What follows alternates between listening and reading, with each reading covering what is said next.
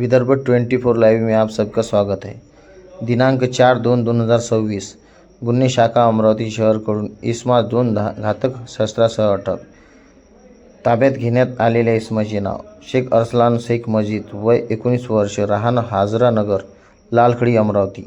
जप्त करण्यात आलेले मुद्देमाल: एक लोखंडी धारदार चाकू किंमत अंदाजी 1000 रुपये, एक चायना चाकू किंमत अंदाजी 1000 रुपये असा एकूण 2000 रुपयेचा मुद्देमाल जप्त करण्यात आला आहे।